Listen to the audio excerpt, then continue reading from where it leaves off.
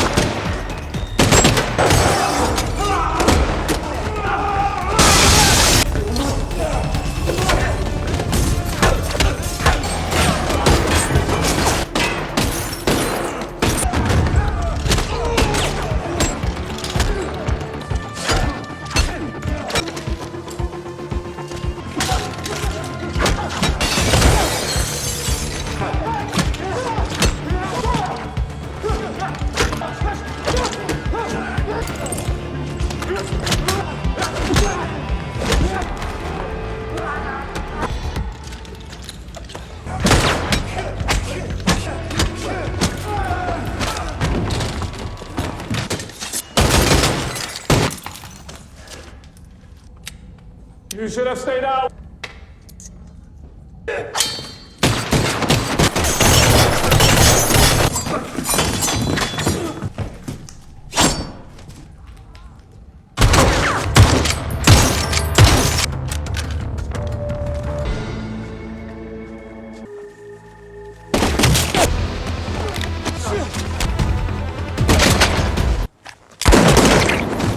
Just so you know.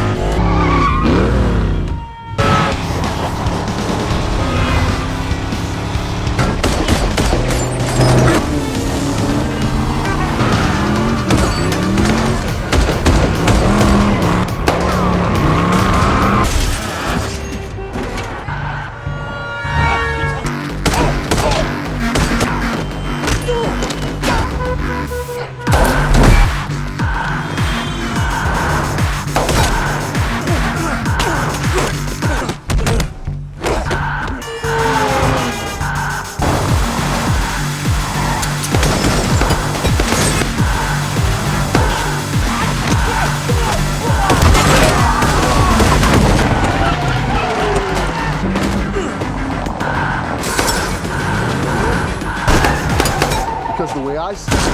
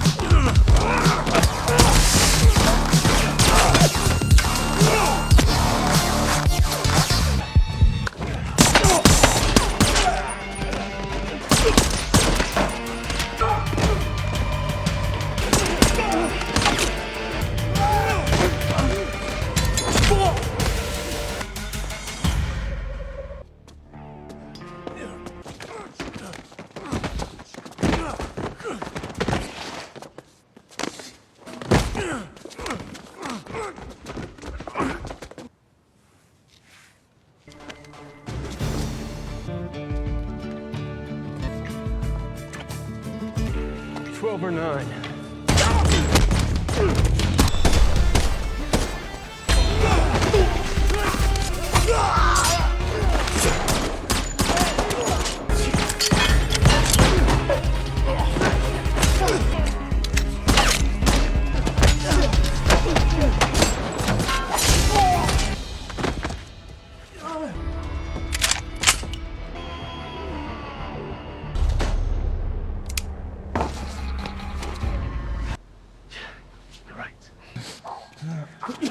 I hate you.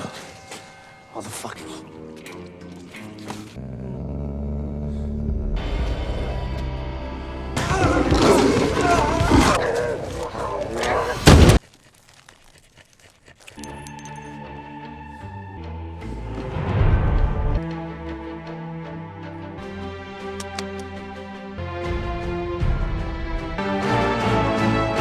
Sie wir sut finem.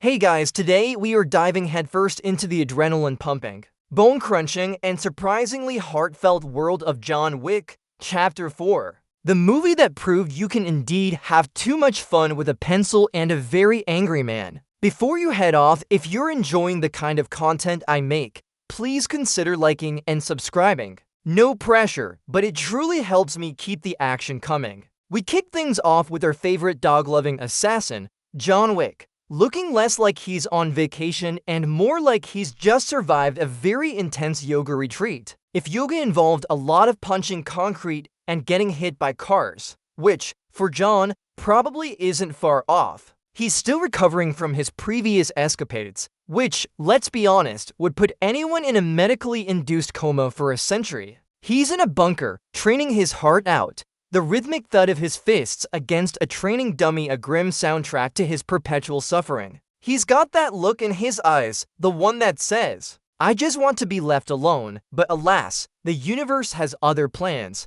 Our man is not one to sit still, especially when there's a whole high council of super rich, morally ambiguous folks making his life a living nightmare. And speaking of nightmares, John's first order of business is paying a visit to the elder, who, despite living in what looks like a particularly dusty corner of a movie set, still holds sway over the high table. John, ever the subtle conversationalist, promptly dispatches him as a clear message. See, the elder offers John a path to peace, a way to escape the endless cycle of violence, if he pledges fealty to the high table. But John, bless his stubborn heart, doesn't do pledges, especially not to a bunch of people who keep trying to kill him and everyone he loves. The sound of that punch hitting home is probably the closest John gets to a thank you these days. Meanwhile, back in New York, the high table is not exactly sending Winston a fruit basket for his performance in the last film.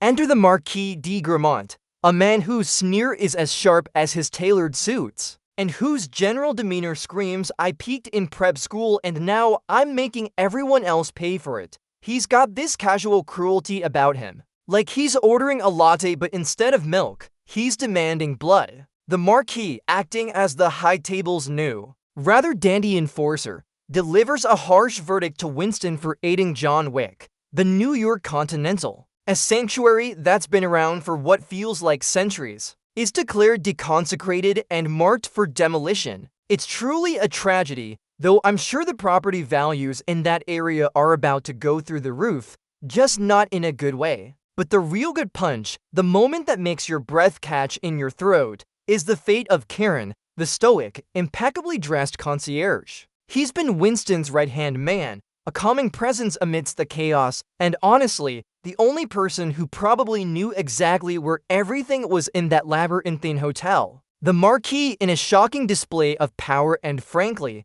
just being a massive jerk, executes Karen right in front of Winston. The sharp crack of the gunshot echoes, a sickening punctuation mark to the high table's absolute power. It's a devastating blow, not just to Winston, but to the audience. Karen's death is a stark reminder no one is safe from the high table's reach, and the consequences of crossing them are swift and utterly brutal. The sound of the imploding building, the groaning metal and crumbling concrete, feels like a physical blow, a symbol of everything John and his allies are losing. After that rather grim start, John decides to take a little trip to Osaka, Japan, because who wouldn't want to swap one continent of assassins for another? He lands at the Osaka Continental, which, thankfully, is still standing and looking absolutely magnificent, a beautiful blend of traditional Japanese aesthetics and modern luxury. Here, he's greeted by his old friend Shimazu Koji, the effortlessly cool manager, who radiates a calm wisdom even when discussing impending doom. He's got that look of a guy who's seen it all, but still keeps a perfectly ironed kimono. Shimazu, clearly a man of excellent taste and friends, welcomes John with open arms, offering him a brief respite from the relentless hunt. And who could forget Shimazu's daughter, Akira? She's fierce, agile, and has a knack for turning everyday objects into deadly projectiles, like a highly trained, much more dangerous Olympic archer. The quiet clinking of glasses in the bar, the subdued hum of conversation, it's a fleeting moment of peace before the storm. John, for a brief moment, looks almost relaxed, almost. It's like seeing a shark briefly stop swimming to admire a coral reef. You know it's not going to last. He's seeking information, a way to challenge the high table, but mostly, he's just looking for a moment to breathe without someone trying to turn him into a human pincushion. The visual of the ornate, traditional artwork on the walls contrasts sharply with the grim reality of their situation. A subtle nod to the clash of cultures and codes at play. Of course, Because John Wick can't have nice things for too long. The Marquis de Gramont soon graces Osaka with his presence, looking like he just stepped off a fashion runway for supervillains. He swaggers in, oozing an aura of entitlement that could probably power a small city. He's not just here for a sushi dinner, though I'm sure he'd complain about the wasabi. He's here to make a point, and that point usually involves a lot of violence and property damage. With him is Kane, a blind assassin who moves with an almost supernatural grace. Kane is forced into this terrible position by the Marquis, who is holding Kane's daughter hostage, leveraging her life against Kane's loyalty. The audible click of Kane's cane against the polished floors is a constant reminder of his presence, a sound that quickly becomes synonymous with danger. He's a tragic figure, a man caught between a rock and a very hard place, forced to betray an old friend to save his family. You can practically feel the tension in the air, thick and heavy like a Tokyo summer. The Marquis, in his oh-so-charming way, demands John Wick's surrender. But Shimazu, being a man of honor, respectfully declines, upholding the Continental's long-standing rule of sanctuary. The polite refusal is met with the Marquis's barely concealed fury, and you just know, with that particular metallic click of a weapon being readied off-screen, that things are about to go from tense negotiation to full-blown catastrophe faster than you can say Baba Yaga, and just like that, the elegant tranquility of the Osaka Continental is shattered into a million pieces. The Marquis, clearly not a fan of being told no, unleashes a literal army of high-table goons. It's an instant explosion of violence, the sounds of gunfire and breaking glass filling the air, a cacophony of destruction. John Wick, Shimazu, and Akira don't hesitate. They transform from gracious hosts into absolute whirlwind of destruction, a symphony of coordinated chaos. John, ever the master of making things go bang, starts clearing rooms with that signature blend of precise gun-fu and brutal hand-to-hand combat. Every punch thrown, every headshot delivered is met with a satisfying, visceral thud or crack. Shimazu, wielding a katana with the grace of a samurai and the lethal efficiency of a modern warrior, cuts through enemies like butter, his blade whizzing through the air with deadly intent. It's like watching a deadly dance, but with much more screaming and definitely more blood. Akira, meanwhile, uses her bow and arrows, not just as weapons, but as extensions of her lightning-fast movements, her arrows finding their marks with sickening thwacks. The architectural beauty of the hotel becomes both a shield and a labyrinth for their enemies. They utilize every corner, every piece of furniture, turning the lavish decor into impromptu cover or deadly traps. The sheer volume of attackers is staggering, a seemingly endless tide of anonymous henchmen, each one a testament to the high table's bottomless budget for disposable bodies. The clatter of spent shell casings on the polished floor, the grunts of exertion, the pained shouts of their foes, it's a sensory overload that grips you from the first moment of the assault. They're fighting not just for John, but for their sanctuary, for their honor, and for each other. The fight spills out into the breathtaking, tranquil gardens of the Osaka Continental, where the serene beauty of the surroundings is brutally juxtaposed with the deadly clash of steel and flesh. John, ever the one-man army, continues to blaze a trail through the high-table forces, leaving a trail of unconscious, or very permanently asleep, henchmen in his wake. The metallic clang of weapons meeting, the sharp crack of breaking bones, it's all part of John's gruesome ballet. But the emotional core of this sequence rests on Shimazu. He confronts Kane in a duel that is less about pure hatred and more about tragic inevitability. Kane, remember, is there under duress, forced to hunt his friend. Their swords sing a deadly song in the night air, the rhythmic shing of steel on steel echoing the clash of loyalty and duty. It's an exquisitely choreographed dance of death, each movement precise, each parry and thrust imbued with a lifetime of skill. Shimazu fights with the fierce dedication of a man protecting his home and his daughter, his grunts of effort punctuated by the swift slashes of his katana. Kane, despite his forced hand, fights with a cold, almost detached efficiency, his blindness only serving to heighten his other senses. The tension is almost unbearable, as you know this cannot end well for both of them. In a moment that makes your heart sink, Shimazu falls, a truly heroic sacrifice. The sudden, deafening silence after the final blow is a stark contrast to the preceding chaos, a moment of profound loss. Akira witnesses her father's death, and her scream of anguish, though brief, carries the weight of a world collapsing. The sight of her father falling, the lifeless thud as he hits the ground, ignites a burning ember of vengeance within her, a quiet but potent promise that Cain will not go unpunished. It's a tragic testament to the high table's destructive reach,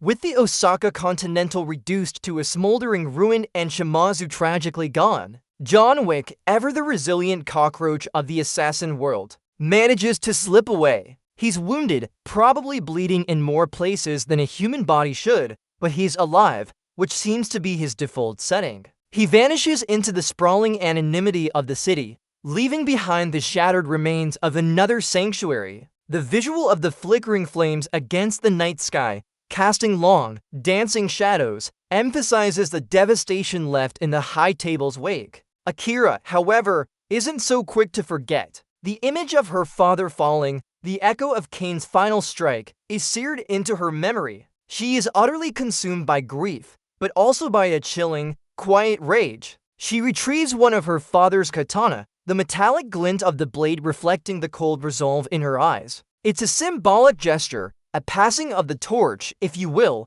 but one forged in sorrow and a burning desire for retribution. She makes a solemn vow, a silent promise whispered to the wind, to hunt down Cain and make him pay for taking her father. The rustle of the leaves in the night, the distant sounds of the city, they all seem to bear witness to her pledge. This isn't just about John anymore. The high table's actions have created a new, formidable enemy in Akira, her journey of vengeance, though not immediately intertwined with John's, sets a parallel narrative that we know will inevitably collide with Cain's path. She's not just a side character, she's a new force to be reckoned with, armed with a bow, a katana, and a heart full of justifiable fury. After the chaos of Osaka, John finds himself in a clandestine meeting with Winston, who, despite losing his hotel and his friend, is still rocking that impeccable suit. They meet in a dimly lit, atmospheric church, which, let's be honest, feels like the perfect place for two men neck-deep in a criminal underworld to discuss their life choices. Winston, ever the strategist,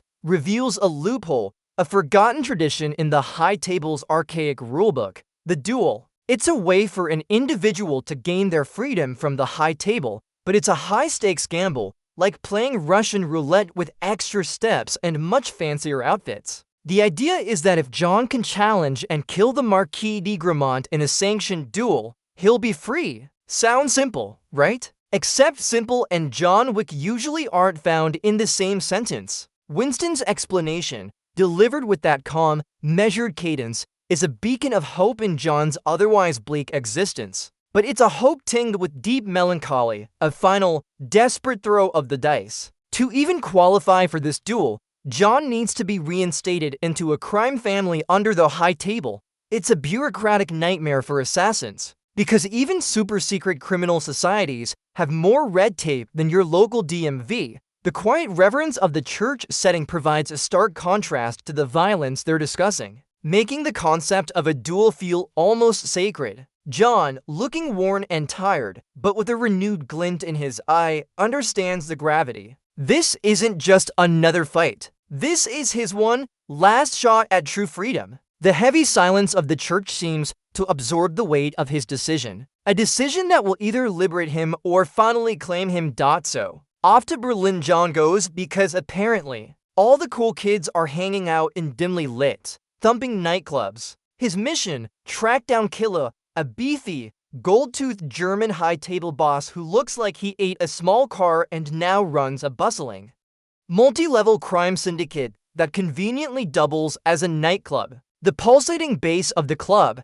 the flashing neon lights, it all creates a sensory assault that feels designed to disorient and overwhelm. John, however, just strides through it, a man on a mission, completely unfazed by the general hedonism. Killa is, shall we say, a man of unique tastes, who enjoys a good game of poker and probably doesn't mind a little chaos in his establishment. He's also the key to John being officially re-entered into his old Roma crime family, a necessary step for the duel. This is where we also get a proper introduction to the tracker, also known as Mr. Nobody. An enigmatic bounty hunter who's constantly trailed by his incredibly loyal and highly effective Belgian Molino. The dog, much like John, is all business and honestly, probably has better manners than half the assassins in this movie. The tracker isn't trying to kill John, not exactly. He's more like a professional observer, calculating the perfect moment to collect the immense bounty on John's head. He's a wild card, a silent, shadowy presence, watching John from the periphery. The low murmur of the club's patrons, the almost imperceptible click of Killa's poker chips, these are the small sounds that build the tension before the inevitable explosion of violence. John is in a den of vipers, and he knows it, but he has to play this hand. Well, you don't go to Killa's lair for a quiet chat over tea, do you? The inevitable happens, and the Berlin nightclub transforms into a ballet of bullets and broken bones. John Wick, as per usual, is immediately swarmed by what seems like half of Berlin's criminal underworld. The music in the club somehow amplifies the chaos, making the sharp cracks of gunfire and the visceral thuds of impact almost part of the beat. It's like a deadly rave, where the only moves are takedowns and headshots. John, with his usual efficiency, starts clearing the dance floor, moving through the frenetic crowd like a shark through a school of fish. He utilizes every single aspect of the multi-level club. We see him fighting near a dramatic, multi-tiered waterfall. The rushing water splashing against him, he dodges and weaves. The slick surfaces adding another layer of danger to the already insane fight. He's dropping bodies with precision, using the noise and lights to his advantage, disappearing and reappearing from the shadows. The sound of a metal pipe clanging against a concrete pillar, the grunt of a goon hitting the floor with a sickening thud, it's all meticulously crafted to immerse you in the chaos. The tracker and his dog are also in the club, observing the mayhem, occasionally intervening in subtle ways that suggest he's not entirely against John, but more interested in his own advantage. He's like a spectral presence, a silent judge of the unfolding carnage. This isn't just a fight. It's a frantic, desperate struggle for survival, a testament to John's unwavering determination, even when faced with overwhelming odds. The air crackles with energy, the tension palpable as John systematically dismantles Killa's forces, one brutal, efficient move at a time. After an extended session of what can only be described as extreme clubbing, John finally gets his hands on Killa. This isn't a clean fight. It's a messy, brutal, and frankly, quite comical struggle between two incredibly stubborn individuals. Killa, despite his imposing size, is surprisingly agile and slippery, but John, fueled by pure stubbornness and an unyielding desire for freedom, is simply relentless. The fight leads them through the club's various levels, including a particularly dramatic sequence where John is trying to drag Killa up a flight of stairs while also fending off other assassins. The frantic scuffle, the heavy thuds and grunts as they grapple, it's all wonderfully visceral. You can practically feel the sheer effort John is expending just to move this absolute unit of a man. Eventually, John manages to get Killa to a precarious position high above the club floor. With a final, agonizing heave, John sends Killa plummeting several stories down, where he lands with a sickening crunch that's probably audible over the thumping bass. It's a brutal end, a definitive punctuation mark to Killa's reign. The satisfied sigh you hear isn't from John, but probably the audience, relieved that this particular obstacle has been cleared. This act, the defeat of Killa, is crucial because it allows John to regain his status within the Roma crime family. It's a literal blood-soaked signature on his application form for freedom via sanctioned duel. The immediate aftermath sees John, bruised and battered but victorious, looking over the carnage he's wrought. The flashing lights of the club continue to pulse, almost oblivious to the serious internal restructuring that just occurred. A testament to the fact that for the high table, business just continues as usual, even if it means cleaning up a few hundred bodies. With Killa out of the picture, John's path to the duel is clear. but the world of assassins never sleeps. The tracker, that enigmatic bounty hunter with the very good boy, continues his calculated game. He's not interested in killing John for the bounty. He's interested in letting other people wear John down so he can swoop in and collect with minimal effort. It's a remarkably savvy business model, if a little morally gray. His dog, who frankly deserves his own spin-off, is a vital part of his strategy, sniffing out John's trail with uncanny accuracy. The soft patting of its paws the only sound accompanying their stealthy pursuit. Meanwhile, Kane, poor Kane, is still very much under the Marquis's thumb. The Marquis, being the kind of person who enjoys twisting the knife, constantly reminds Kane of his daughter's precarious situation, using her as leverage to ensure Kane's unwavering, albeit reluctant, loyalty.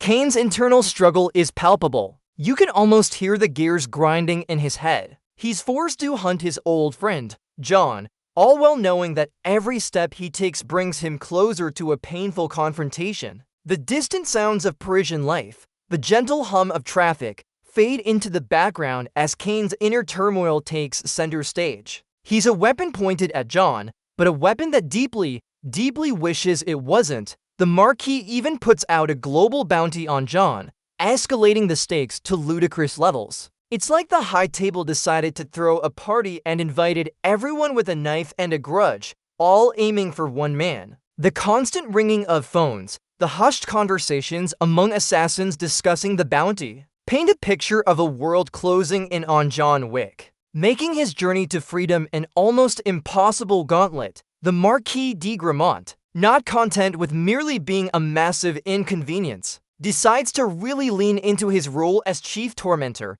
He makes a grand, public display of destroying the Paris Continental Hotel, much like his counterpart did in New York. The sight of the venerable hotel crumbling under the force of strategically placed explosives, with the Eiffel Tower looming majestically in the background, is a powerful visual statement. It's like he's saying, see this beautiful, historic landmark? I can turn it into rubble just because I feel like it. The deafening roar of the explosions, the cloud of dust and debris, it's all designed to send a clear message. Mess with the Marquis. Mess with the high table, and everything you hold dear will be obliterated. He's not subtle, but he is effective in his brand of intimidation. But he doesn't stop there. He also applies extreme pressure on the Rusker Roma, John's old crime family, forcing them to officially disown him, to declare him excommunicado once more. This means John is stripped of their protection and support, effectively making him an even more isolated target. The crack of the whip, so to speak, against the Rusker Roma leaders is a calculated move to ensure John has no safe harbor, no allies he can rely on. John is now truly a lone wolf, facing the entire might of the high table by himself, which, honestly, he's kind of used to by now. You almost expect him to just shrug and say, well, guess I'll just fight everyone then. The Marquis's actions effectively burn John's bridges, making his path to the duel not just difficult, but seemingly impossible. It's a chilling reminder that in this world, even family ties can be severed by the high table's ruthless decree. To qualify for the duel, John needs to be reinstated into a crime family. So despite being disowned just a scene ago, he turns to the Rusker Roma, his old family, for help. But re-entry isn't as simple as updating his Facebook status. It involves a rather intense ritual. Imagine trying to get your old gym membership back, but instead of signing forms, they brand you with a hot iron. Yeah, that kind of intense. John, ever the stoic, endures a grueling and painful ritual to prove his loyalty and commitment. The searing hiss of the hot iron against his skin, the grimace of pain that flickers across his face, it's a visceral moment that reminds us of the physical toll his life takes. It's a barbaric but necessary step, a literal burning of bridges with his past life, a commitment to this last, desperate gamble. The ritual involves a lot of tradition, a lot of intense stares, and the sound of muffled chants. It's a stark reminder of the ancient codes that govern this hidden world, codes that John is now desperately trying to exploit for his own freedom. The silence in the ritual chamber is heavy, punctuated only by John's strained breathing and the sizzle of the iron, This painful act symbolizes his absolute dedication, his willingness to endure anything for a chance at peace. Once the ritual is complete, he's officially back in the fold, even if his back now looks like a particularly aggressive tattoo parlor went to town on it. This re-entry gives him the standing to issue the challenge, but it also paints a giant target on his back, because the Marquis isn't exactly a fan of John's tenacity. It's a temporary alliance, a means to an end, for both John and the Resca Roma, who are looking to reclaim some honor after the Marquis' interference. With the duel now officially sanctioned, John Wick's path is set. But it's not a stroll in the park, it's a desperate race against time through the treacherous streets of Paris. The city of love transforms into a labyrinth of death, as seemingly every assassin in the world has descended upon it, all eager to claim the colossal bounty on John's head. He's behind the wheel of a rather fetching black muscle car, tearing through the bustling Parisian traffic like a man possessed, because, well, he kind of is. The roar of the engine, the screech of tires, the blare of horns, it's a symphony of urban chaos that perfectly underscores the frantic pace of his journey. The cityscape itself becomes a character, with its iconic landmarks and narrow street turning into deadly choke points. Assassins lurk in every shadow, behind every lamppost, making John's drive less about enjoying the scenery and more about dodging bullets and avoiding explosive surprises. The close calls are frequent, the tension practically vibrating through the screen as John narrowly avoids one ambush after another. Every corner turned, every intersection crossed, brings a new threat, a new wave of relentless attackers. You can almost feel the tactile sensation of the steering wheel vibrating in his hands, the subtle shift of the car as he executes impossible maneuvers. The tracker and his canine companion are never far behind, a shadow tailing John, calculating his moves, waiting for the perfect opportunity to strike, or perhaps to save him. This isn't just a drive, it's a high-stakes, real-life video game, and John Wick is playing on the hardest difficulty setting, with no extra lives.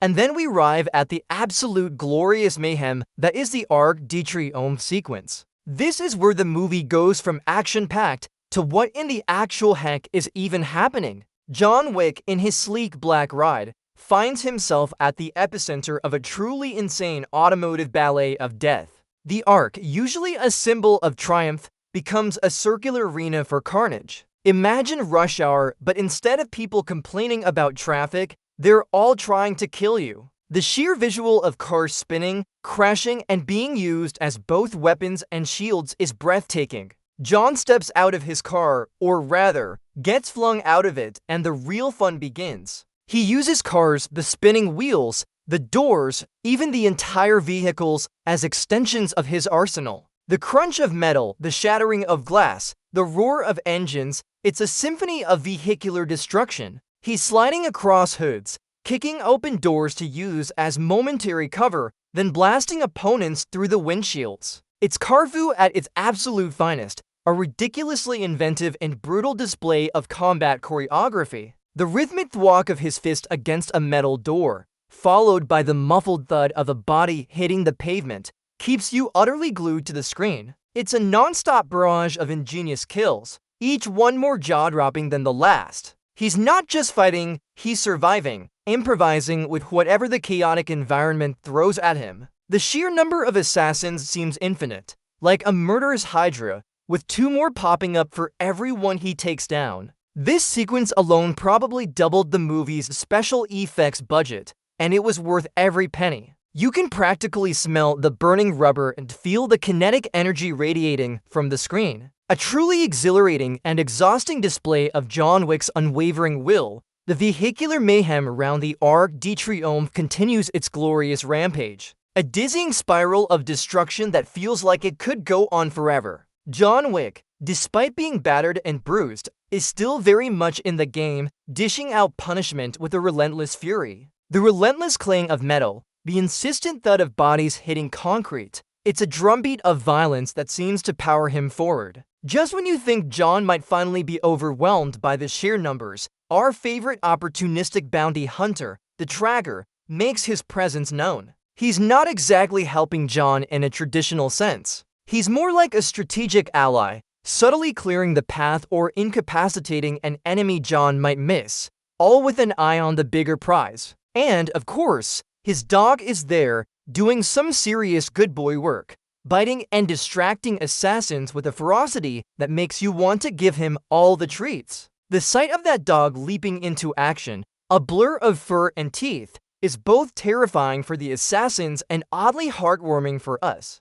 The tracker's interventions are always just enough to keep John in the fight, to prolong the chase, making sure John stays alive just long enough for the tracker to maybe, possibly, collect on that bounty. Kane also shows up, reluctantly, weaving through the chaos. He's not actively hunting John here, but more navigating the same deadly storm, his movements a fluid dance of lethal grace amidst the explosions and flying debris. The constant cacophony of the battle, the mixture of gunfire, screams, and the frantic horns of innocent bystanders caught in the crossfire, creates a truly immersive and overwhelming experience. It's a testament to the movie's commitment to more is more, and honestly, we're all here for it. John, with the reluctant and unpredictable assistance of the tracker, manages to carve a bloody path through the seemingly endless waves of enemies. His objective, the duel, still firmly in his sights. But just barely, after surviving the vehicular apocalypse at the Arc de Triomphe, John Wick faces his next, truly biblical challenge, the 220 steps leading up to the Sacred Basilica. And just to make it more fun, every single one of those steps is crawling with assassins. It's a literal uphill battle, a monumentally absurd gauntlet that feels like a cruel joke from the universe. The visual of John, looking up at that seemingly endless staircase, the exhaustion etched on his face, is incredibly poignant. You can practically hear his internal monologue. Seriously? Stairs again? The architectural grandeur of Sacred, usually a place of peace, becomes a stage for unimaginable violence. The climb is relentless, punctuated by constant ambushes. John is fighting his way up, step by agonizing step. The audible gasps of effort from him mixed with the thwack of his fist, the crack of bones, and the desperate shouts of his attackers. Every landing, every alcove, holds another cadre of goons eager to collect that bounty. He's employing every trick in his arsenal, from close quarters gun fu to using a rather effective dragon's breath shotgun, which, let's be honest, is probably overkill, but looks absolutely fantastic. The sheer inventiveness of the fight choreography here is astounding, turning what could be a monotonous climb into a dynamic, flowing series of mini-battles. The rhythmic scrape of his shoes on the ancient stone, the subtle clink of his gear, these small sounds build the gritty realism of his struggle. He's not just fighting for his life. He's fighting against gravity, against exhaustion, against the sheer ridiculousness of the situation. This sequence is a masterclass in making a simple act of climbing into a truly epic and unforgettable ordeal, proving that sometimes the simplest obstacles are the deadliest. Just when you think John Wick has finally conquered those infernal steps, the movie decides to introduce a new, exquisitely painful form of torture, gravity. John is repeatedly, and I mean repeatedly, knocked down the entire length of the Sacred staircase. It's a visual gag that's less about humor and more about showcasing John's absolutely superhuman resilience. The sickening thud-thud-thud of his body hitting each stone step, the audible grunts of pain, it's a brutal symphony of human punishment. You can almost feel the bruises forming just watching him. Every time he hits the bottom, looking like a discarded ragdoll, you're left wondering, how in the world is he going to get back up again? But John Wick, being John Wick, always does. He slowly, painfully pulls himself up, his movements heavy with exhaustion, his face a mask of pure, unadulterated stubbornness. It's like watching a particularly determined Sisyphus, but with more guns and much cooler suits. The sound of his labored breathing, the scraping of his hands on the rough stone as he pushes himself up, makes his struggle feel incredibly raw and real. This sequence isn't just about the fighting. It's about the sheer, unyielding will of a man who refuses to stay down, who refuses to give up, no matter how many times he's literally thrown down a flight of stairs. It's a powerful testament to his character, his almost mythical ability to endure. He's a broken man, but his spirit is unbreakable. It's a cycle of pain and defiance, a physical manifestation of his entire journey against the high table. He gets knocked down, he gets up again, because that's just what John Wick does. And each time he starts climbing, you find yourself cheering for the sheer audacity of his determination. As John Wick slowly, painfully, makes his way up the last few agonizing steps of Sakerker, looking like he's run a marathon and then fought a bear, some unexpected help arrives. Kane, who's been forced to hunt John for this entire movie, and the tracker, who's been calculating the best moment to claim the bounty, both converge on the staircase. But instead of fighting John, they subtly, almost reluctantly, begin to clear a path for him. Kane, with his elegant and deadly martial arts, dispatches assassins with a fluid grace, his cane becoming a lethal extension of his movements. The metallic swish of his cane, the sharp, decisive crack of his strikes, each one precise and devastating. He's still fulfilling his high table duty, but he's doing it in a way that benefits John, a quiet rebellion. The tracker, ever the pragmatist, also joins the fray, his dog a blur of furry fury, taking down foes with impressive speed and precision. The snarls and barks of the dog, punctuated by the surprised yelps of assassins, adds a chaotic energy to the scene. It's a beautiful dance of reluctant alliances, where old rivalries and forced loyalties are temporarily set aside for a common, unspoken goal: getting John to the top of those damn stairs before sunrise. The sound of their combined efforts, a symphony of coordinated violence, fills the air. It's not a full-blown team-up, more like a temporary, mutually beneficial arrangement that shows the intricate web of relationships in this world. They are not John's friends, not exactly, but in this moment, they are clearing the path, giving him the precious seconds he needs to reach his ultimate destination. It's a subtle but powerful nod to the unspoken code that still exists, even amongst these ruthless killers.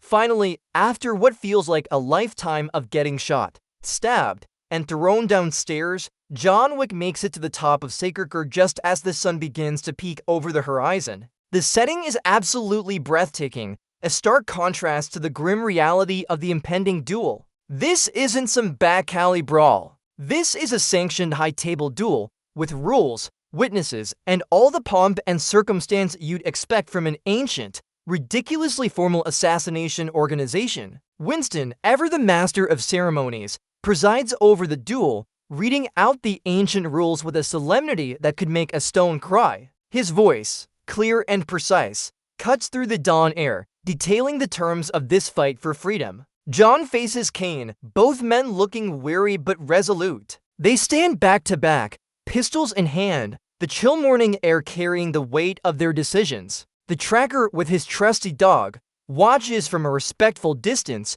an impartial observer to this deadly spectacle. The silence is deafening, broken only by the chirping of birds and the rustle of the wind, a profound calm before the storm. It's a moment pregnant with anticipation, a showdown years in the making. The visual of the golden light of dawn illuminating the two figures, each a legendary assassin, standing on the precipice of their fate, is iconic. This is it, the climax. The last chance for John to finally, truly be free. The palpable tension, the quiet reverence for the archaic ritual. It all builds to an almost unbearable crescendo, promising a final, brutal resolution to John Wick's endless war. The duel begins, a testament to the high table's peculiar blend of barbarism and bureaucracy. The first round sees John and Kane walk their allotted paces, turn, and fire. The sharp crack of the pistols echoes across the Parisian skyline, shattering the morning stillness. Both men are wounded, the impact of the bullets visible as they stagger, a visceral testament to the force of the shots. It's clear this isn't going to be a quick or easy fight, and these aren't just flesh wounds. The sounds of their heavy breathing, the strained grunts as they move, highlight the deep toll these impacts take. They are both masters of their craft, but age and accumulated injuries are starting to show. They move slowly, deliberately, each step a testament to their unwavering will, but also to their pain. The second round is no less brutal. They reload, walk, turn, and fire again. More shots ring out, and again, both men take hits. John collapses, the thud of his body on the ground heavy and final, making you wonder if this is finally it for our hero. He's taking a severe beating, pushing past his limits, but somehow, he manages to drag himself back up, his face a mask of grim determination.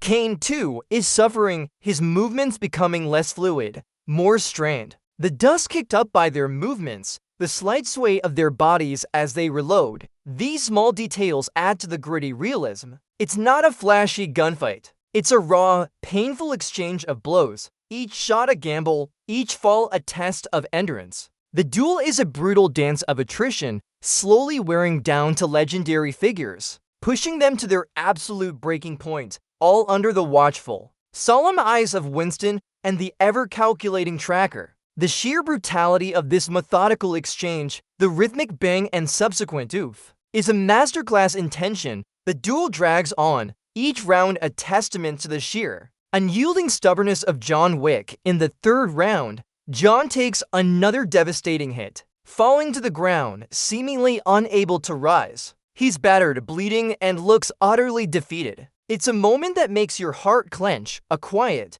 almost despairing silence settling over the duel grounds. The Marquis de Gramont, ever the arrogant showman, sees his opportunity. He can't resist the urge to deliver the final personal blow, to claim John's life himself. To bask in the glory of destroying the Baba Yaga, he steps forward, his smug smile radiating pure villainy. Confident in his victory, he's ready to administer the final shot, to put an end to John Wick once and for all. He even takes a moment to taunt Winston, gloating about his impending triumph. Winston, however, has that subtle, almost imperceptible glint in his eye, a look that suggests he might just have one more trick up his perfectly tailored sleeve. The Marquis' arrogance, his inability to stick to the rules and let Kane finish the job, is his ultimate undoing. This is classic high-table hubris, thinking they can control every variable, every outcome. The soft click of the Marquis' pistol being cocked, the slight rustle of his expensive suit, these sounds are loaded with a horrifying finality. He is so utterly consumed by his own ego that he fails to see the trap, the subtle maneuver that Winston, ever the chess master, has meticulously set into motion. The fate of John Wick, and indeed, the entire balance of power within the high table, hangs precariously in this single, tense moment. And then, in a moment that makes you want to leap out of your seat and cheer, John Wick reveals his ultimate, glorious gambit. The Marquis, too busy gloating, fires his final bullet, hitting John square in the chest. John collapses, but it's all part of the plan, a beautifully executed piece of high-table rules exploitation by Winston. The rules of a duel state that if the challenger cannot complete the final shot, the second cannot either. But critically, Winston reminds the Marquis that John hasn't fired his own final shot. With a surge of incredible will, John Wick pulls out his last bullet, hidden away, a perfectly timed, exquisitely delivered gotcha moment. He fires not at Kane, but directly at the Marquis, a shot that finds its mark with a satisfying thud and a spray of blood. The Marquis de Gramont, the arrogant, power-hungry villain, falls dead, his smug sneer wiped clean from his face forever. The absolute silence that follows is profound, a sudden, almost disorienting calm after the storm of violence. John has won. He's free. He's finally free. But the cost is immense. John, severely wounded, staggers, looking up at the rising sun. His final words, "Tell me, Helen," are a heart-wrenching whisper, a yearning for his lost love, the entire reason for his journey. He slumps to the ground, finding a final, serene peace. His fight is over. The legendary Baba Yaga has found his rest, his sacrifice a testament to his unbreakable spirit and his unwavering love. It's a bittersweet victory, one that leaves you both exhilarated by the triumph and heartbroken by the tragic, inevitable conclusion of John Wick's epic saga. Months later, the world feels a little quieter, a little less violent. We see Winston looking as dapper as ever, and the tracker, with his ever-faithful dog, standing before a simple grave. The epitaph reads, "Loving husband." It's a poignant, powerful image, a final tribute to the man who just wanted to be left alone with his dog. John Wick, the Baba Yaga, the legendary assassin, is finally at peace, reunited with his beloved Helen, at least in spirit. Winston delivers a eulogy, reflecting on John's journey, his unwavering will, and the profound impact he had on their world. The wind rustles through the trees, a gentle whisper against the quiet solemnity of the moment. The tracker, his mission fulfilled, walks away into the distance, his dog trotting faithfully beside him, leaving Winston to his private grief. It's an end that feels both complete and open, a testament to a character who fought not for power, but for love and peace. John Wick's story reminds us that even in the darkest of worlds, the human spirit, driven by love and loss, can achieve the impossible. He proved that true freedom isn't just about escaping your enemies. It's about finding peace within yourself, even if it comes at the ultimate cost. His legend will undoubtedly live on, inspiring countless tales of unwavering determination and, of course, impeccable gunfu. Keep fighting the good fight, whatever your high table may be. Stay awesome, and I'll catch you in the next recap. Today, we are diving headfirst into the glorious, bone-crunching, bullet-ridden world of John Wick, Chapter 4. If you thought John was done after the last one, you clearly haven't been paying attention. This man is like a really angry, highly skilled cockroach, impossible to get rid of, and surprisingly stylish while doing it. We pick up with John Wick, battered but not broken, after tumbling off the Continental rooftop. He's healing up because apparently a few stories drop onto solid pavement is just a minor inconvenience for our Baba Yaga he's training. Punching ancient wooden posts like they personally wronged his dog, and looking generally perturbed. His first order of business? A little chat with the elder, the high table figurehead. John rides out into the desert, finds the elder fishing, and quickly reminds him that while he might be in charge of the high table, he still answers to the concept of consequences. John demands to be released from his obligations, but the elder just laughs it off, casually mentioning that John is still excommunicado and thus high table property. John naturally responds by shooting the elder because when in doubt, shoot the person in charge. This is a passion project for me, and a like or subscribe is the best way to show your support. So if you're on board, join the crew. If not, thanks for watching anyway. Meanwhile, the high table, probably tired of John Wick making them look bad at parties, introduces us to their newest, most obnoxious problem solver, the Marquis Vincent Boney de Gramont. This guy is basically if Smug and Ruthless had a baby and then dressed it in designer suits. The high table gives him carte blanche to hunt John Wick, meaning he can do whatever he wants, burn whatever bridges, and generally make a mess of things, as long as John Wick ends up in a grave. And trust me, he takes the carte blanche and runs with it like it's a golden ticket to being the world's biggest jerk. John, meanwhile, is doing what John does best, showing up unannounced at a friend's place. This time, it's the Osaka Continental, managed by his old buddy Shimazu Koji, who greets him like a long-lost brother, complete with traditional bowing and a general air of oh no. Here we go again, Shimazu's daughter, Akira, also works there as the concierge, and she's not nearly as thrilled to see John, probably because she knows his presence usually means impending doom written in very large, bloody letters. They catch up, and John reveals his plan. He wants a duel with the Marquis. Apparently, the only way to get out from under the high table's thumb is to challenge their champion to a literal fight to the death. Because, you know, paperwork is for chumps, the Marquis, being the subtle and understanding type, decides to send a diplomatic envoy to the Osaka Continental. By diplomatic envoy, I mean a literal army of heavily armed high table goons, all dressed in sleek black and carrying enough firepower to invade a small country. Their mission, retrieve John Wick,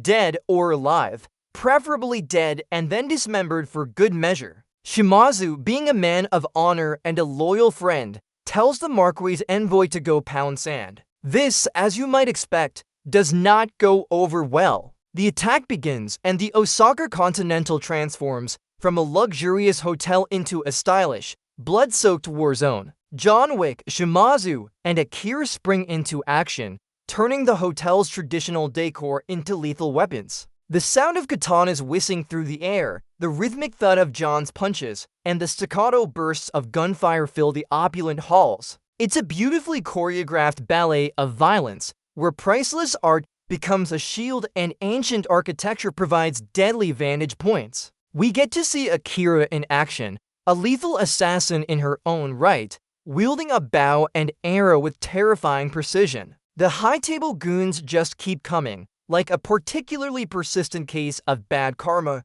and John and his allies cut through them with brutal efficiency. The fighting is relentless, a true test of their skill and endurance. Just when you think things can't get more complicated, the Marquis, in his infinite wisdom, decides to pull another old friend of John's out of retirement. Enter Kane, played by the legend Donnie Yen. Kane is a blind assassin, but don't let that fool you. He's more dangerous than a sighted ninja on a sugar rush. He's chilling, enjoying his peaceful life. But the Marquis, with his usual charm and tact, threatens Kane's daughter if he doesn't take the contract on John. So, Kane, a man who clearly understands the pick your battles philosophy, reluctantly agrees. He arrives at the Osaka Continental, and the tension is palpable. The metallic tap of Kane's cane echoes through the chaotic halls. John and Shimazu are in the thick of it, fending off waves of assassins, when Kane steps into the fray. It's a bittersweet reunion,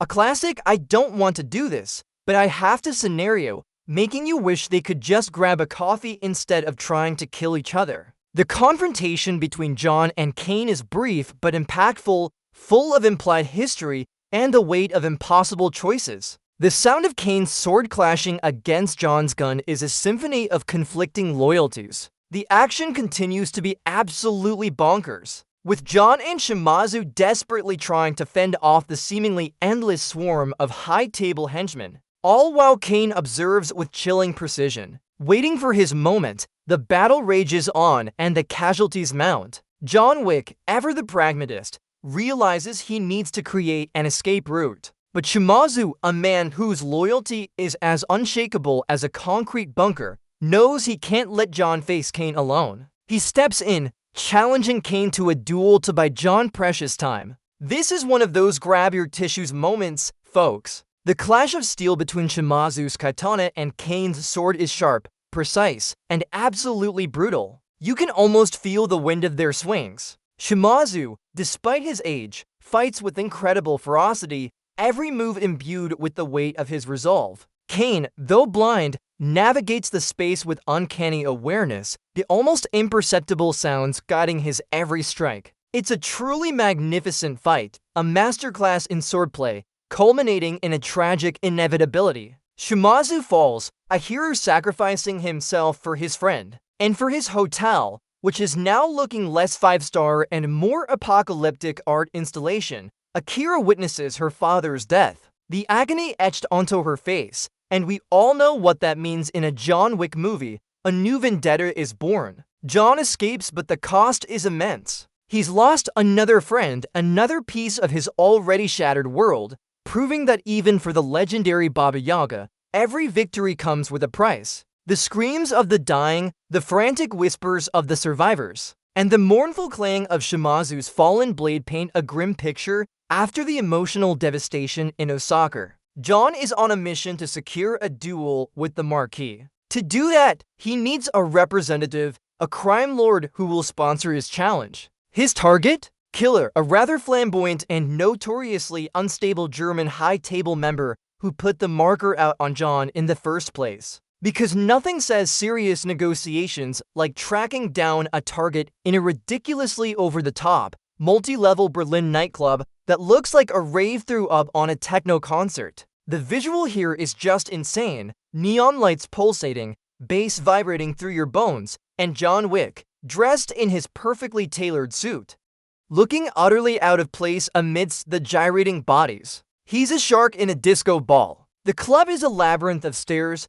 platforms, and water features, making for an epic playground for violence. John finds Killa, who, instead of just handing over his marker, decide it would be more fun to play a game of try to kill John Wick with a small army of goons while techno music blasts. So, naturally, an enormous brawl breaks out. The choreography here is peak John Wick, gun fu, martial arts, environmental weapons, and enough headshots to make a sniper blush. The deafening thud of bass lines mixes with the rapid-fire thwack thwack thwack of suppressed gunfire. John uses the environment to his advantage, sending bad guys plummeting from balconies, slamming them into glass walls, and generally making a mess of Killa's expensive nightclub. It's a masterclass in controlled chaos, with John moving through the crowd like a force of nature. The fight in the club escalates to an insane degree. John finally corners Killa, a man who clearly skipped leg day and probably every other day at the gym for a solid decade. Killa, despite his imposing size and general air of sleaziness, puts up a surprisingly tenacious fight, mostly by being a human wrecking ball and using his goons as expendable distractions. The struggle is messy, visceral, and utterly exhausting to watch. At one point, they both go tumbling down multiple levels of the club, bouncing off stairwells and railings like ragdolls in a particularly violent pinball machine. The thuds and crashes as they descend are cringe-inducing. Just when John thinks he might have a moment to breathe, because clearly the universe hates him, Kane shows up. He's still on John's trail, still under the Marquis's thumb, but instead of just stepping aside, he ends up cutting through Killa's remaining forces with incredible efficiency, a stark contrast to John's more laborious struggle. It's a weird, unspoken truce in the middle of a war zone. Kane is there to kill John, but he's also not going to let Killa's goons get in his way. The blind assassin's movements are fluid and deadly, his cane sorta blur. John eventually finishes off Killa, recovering the marker, but it's a hard-won victory. The club is a shambles, a testament to the sheer destructive power of John Wick's bad day. He's covered in blood, sweat, and probably a few bits of glitter from the club. Kane, ever the professional, lets John go for the moment, knowing their dance isn't over. The flashing lights and thumping music continue, but now they underscore a scene of utter devastation. With Killa's marker in hand, John heads to Paris because apparently, even when you're a legendary assassin, you still have to deal with paperwork. He meets up with the ever-theatrical Bowery King, who's sporting some rather snazzy new threads, a definite upgrade from his previous hobo chic look. They discuss the arcane rules of the high table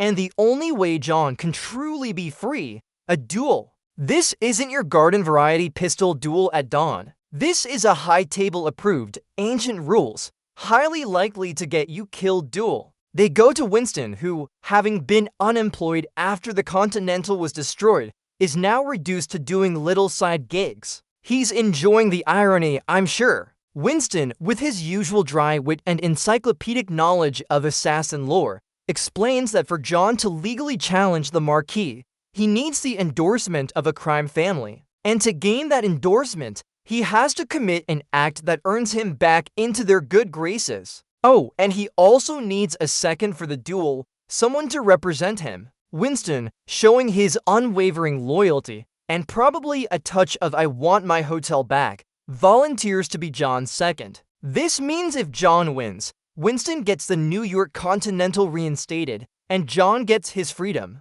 If John loses, both of them are dead. High stakes much? The conversation is tense, full of the weight of history and the grim reality of their situation. John, ever the stoic, accepts the terms, knowing this is his last, desperate gamble. The click of Winston's lighter in the quiet room is almost deafening. Before the big dance, John does what any self-respecting assassin would do. He gets a new suit. But this isn't just any suit. It's a custom-tailored, multi-layered, bullet-resistant piece of art that looks sharp while stopping lead. Because priorities, right? Looking good while getting shot at is crucial. Meanwhile, the Marquis, not content with merely ranging a duel, decides to spice things up. He puts a whopping $40 million bounty on John Wick, payable before dawn, before the duel can even happen. Because why wait for a fair fight when you can just throw money at the problem and let literally every assassin in Paris try to collect?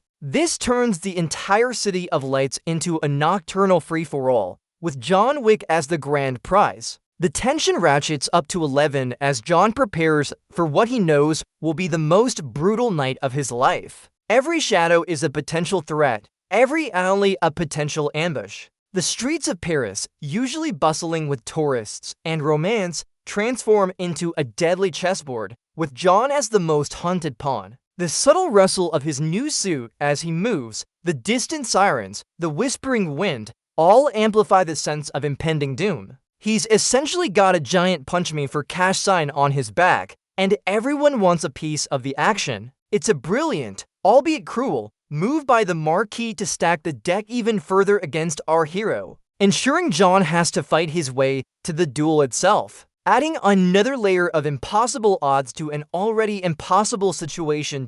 And then, things get absolutely bonkers. John Wick, trying to make his way to the duel location, ends up in a street brawl around the iconic Arc de Triomphe, because, of course, where else would you have a massive shootout in Paris? This sequence is a masterclass in controlled chaos, with cars zooming by, tires screeching, and bullets flying faster than bad tweets. John uses the heavy traffic not just as cover, but as part of his arsenal. He's literally using car doors as shields, slamming enemies with moving vehicles, and sliding across hoods like a professional stuntman on a mission. The sound of metal crunching, glass shattering, and tires squealing against pavement forms a symphony of destruction. It's relentless, a beautiful ballet of vehicular manslaughter mixed with John Wick's signature gunfu. He even pulls out some nunchaku, because when you're John Wick, you always have a backup plan, and sometimes a plan involves ancient martial arts weapons.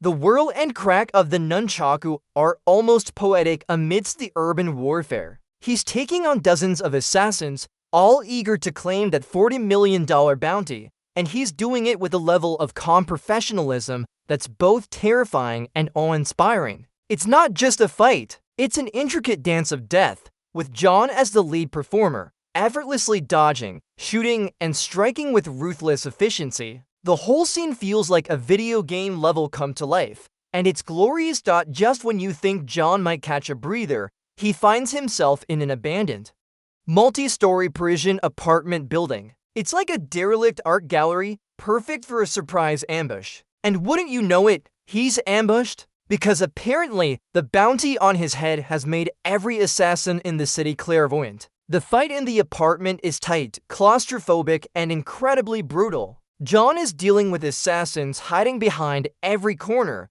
using the crumbling architecture to their advantage. He's still got his gunfu game strong, but the close quarters mean more hand-to-hand combat, more bone crunching, more visceral impact. The thud of bodies hitting walls, the clatter of dropped weapons, and the desperate grunts of combatants echo through the empty rooms. The climax of this particular skirmish is pure John Wick insanity. Our hero, during a particularly intense struggle, ends up getting thrown, or falling, depending on your perspective, through multiple floors of the apartment building. The crash of plaster, wood, and concrete as he plummets is loud enough to make your teeth ache. He just keeps falling, breaking through floor after floor after floor, like a really expensive, very angry human bowling ball. Each impact is punctuated by a gasp-inducing thump. When he finally lands, he's a battered mess, but still inexplicably alive. Because John Wick, it's a testament to his sheer resilience, or perhaps just his stubborn refusal to die before he's finished his mission. You can practically hear his bones protesting, but he just shakes it off, grimacing, ready for the next round. What a trooper, honestly. After that rather abrupt architectural tour, John Wick, looking like he's been put through a meat grinder and then worn as a hat, realizes he's late for his duel. The problem? The duel is at the Sacred Basilica, which is at the top of an impossibly long, seemingly never-ending staircase. And guess what? The bounty is still active, and every assassin in Paris, their aunt, and their very distant cousin twice removed, are all waiting for him on those stairs. This is probably the most absurd, yet utterly compelling, gauntlet run in cinematic history. The sheer exhaustion on John's face is palpable as he starts the climb, knowing what awaits him. Every step is a battle. The sound of his heavy breathing is almost as prominent as the gunshots. He's attacked from all sides, from above, from below, from that weird guy who always seems to pop up out of nowhere. It's a non-stop uphill battle, both literally and metaphorically. The clatter of bodies tumbling down the stairs, the crack of his pistol echoing off the stone, and the desperate shouts of assassins trying to collect their payday create a cacophony of violence. John is in peak Baba Yaga mode, using every trick in his book, conserving energy where he can, and just plain refusing to quit. It's a relentless, almost comical assault, forcing him to fight, fall, and then fight his way back up again. You'd think after a certain point, these assassins would get the hint, but hey, $40 million is a lot of motivation. This scene truly emphasizes the incredible endurance and sheer stubbornness of John Wick. He's a walking, breathing, shooting, punching testament to never give up, never surrender, even when you're late for a duel and look like you've wrestled a small angry bear. Against all odds, John Wick, Kane, and even Tracker, who's still playing the fence, finally make it to the top of the sacred stairs. John looks like he's run a marathon, wrestled a bear, and then been hit by a bus, all while wearing a bulletproof suit. The exhaustion is palpable, his breath ragged in the cold morning air. Kane, ever the calm, collected professional, is still under orders to finish John, but there's a moment of unspoken understanding, a shared acknowledgement of the absurdity of their situation. Tracker and his dog are still around, lurking, wondering if they should just call it a day and enjoy the view. The sun begins to rise over Paris, casting a golden glow over the city, a stark contrast to the brutal night they've just endured. It's a breathtaking shot, and the silence, after all that gunfire and screaming, is almost deafening. The duel preparations are underway. Winston and the Bowery King are there, dressed in their finest,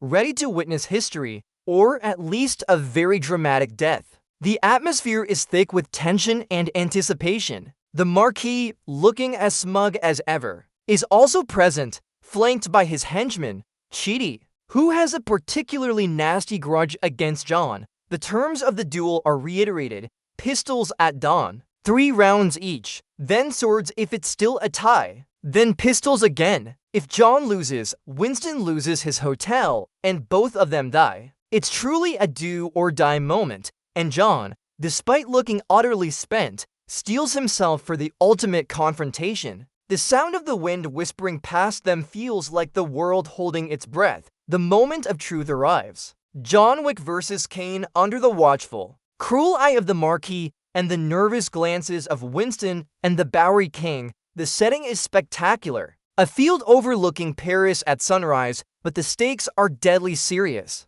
This isn't a bar fight. This is a highly formal, ritualistic duel. The rules are read, the pistols are loaded, and the two legends stand back to back, waiting for the signal. The air crackles with an almost unbearable tension, broken only by the chirping of birds, a stark contrast to the violence about to unfold. The first round begins. They walk 10 paces, turn, and fire. The crack of the pistol shots echoes across the field. John takes a shot, then Kane. Neither hits center mass, but both inflict wounds. John gets grazed. Kane takes a hit to the arm. It's a test of nerve, precision, and pain tolerance. The whine of a bullet flying past John's ear is chilling. Tracker, ever the opportunist, is lurking around the edges, his dog barking occasionally, adding another layer of unpredictable chaos. Chidi, the Marquis' enforcer, is also making his presence known, trying to interfere, but the Bowery King and Winston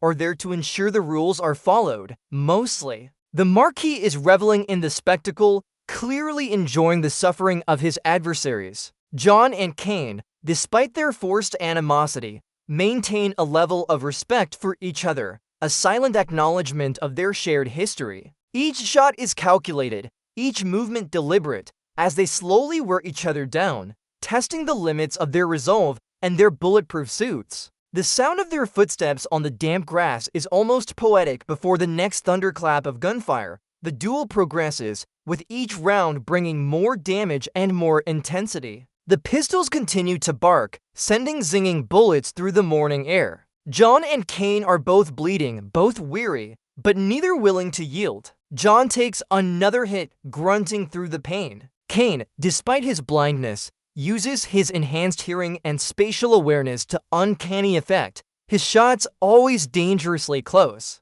The Marquis is getting impatient, urging them to finish each other off. After several pistol rounds, with both still standing, the rules dictate a change of weapons, swords. And oh boy, does it get good. The clang of steel on steel rings out, sharp and clear. This is where Donnie Yen truly shines. Kane, with his unique fighting style, moves like water, his sword an extension of his will. John, ever the adaptable warrior, meets him blow for blow, his movements precise and powerful despite his injuries. The sword fight is a beautiful, deadly dance, full of parries, thrusts, and near misses. The whoosh of air as blades cut through it is mesmerizing. Both men are experts, and their exchange is a spectacle of skill and brutality. They land hits, the cuts are shallow, but they bleed, and the blood stains their perfectly tailored suits. The visual of these two legendary figures battling it out with blades, bathed in the soft glow of the Parisian sunrise,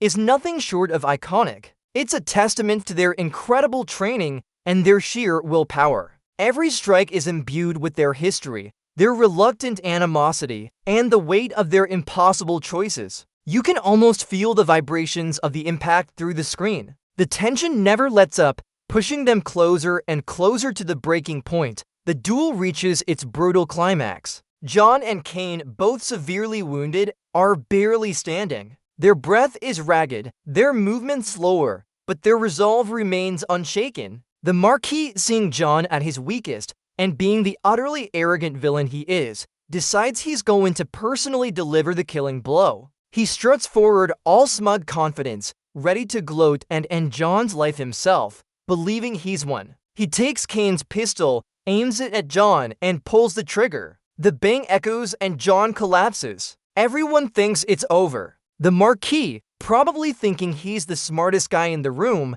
turns to Kane, reminding him that he's still obligated to him. But here's the twist, the glorious, satisfying, "you done messed up, pal" moment. John Wick, ever the strategist, had one last bullet in his own pistol. He was just playing opossum, waiting for the Marquis to overplay his hand. With a final, Herculean effort, John lifts his arm, points his pistol directly at the Marquis, and fires. The crack of that final shot is incredibly satisfying. The Marquis, shocked and utterly bewildered, takes a bullet right to the head. He tumbles, dead before he hits the ground, his smug expression replaced by a look of sheer disbelief. Justice is served, high table style. Winston, ever the sly fox, gets his hotel back, and John Wick, finally, is free. The battle is won, but the cost has been astronomical. The silence after the final shot is profound, heavy with the weight of sacrifice and triumph.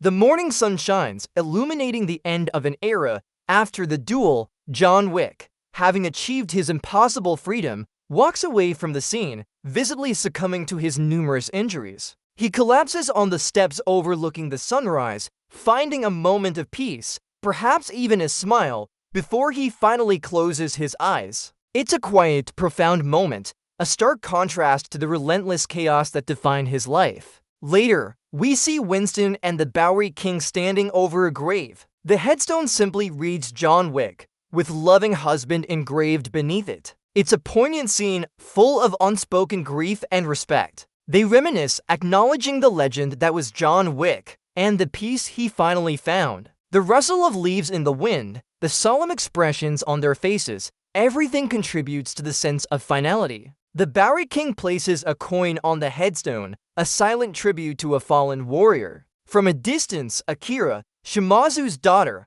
watches them, her presence a silent reminder of the ripple effects of John's journey. There's a subtle hint that her path of vengeance might continue, but for John, the long, bloody road has finally ended. He's home with Helen in spirit. It's a beautifully shot sequence, somber yet hopeful, leaving the audience to ponder the true meaning of freedom and peace for a man like John Wick. The distant murmur of the city adds to the quiet gravitas of the scene, underscoring the solitude of his final resting place. And so, the curtains close on the saga of John Wick, a man who just wanted to be left alone with his dog, but ended up changing an entire criminal underworld. His journey was a relentless testament to loyalty, defiance, and the sheer power of not giving up, even when every single bullet was aimed squarely at your head. We saw him battle impossible odds, face down ancient institutions, and prove that sometimes all it takes is one man's will to shake the foundations of power. His story reminds us that even in the darkest of worlds, honor can still exist, friendships can endure, and love can be the most powerful motivation of all. It's a reminder to fight for what you believe in, to never compromise your principles, and perhaps to invest in a really, really good tailor. Thanks for joining me on this wild ride through the 4th chapter of John Wick's incredible, heartbreaking, and utterly spectacular story. What a legend!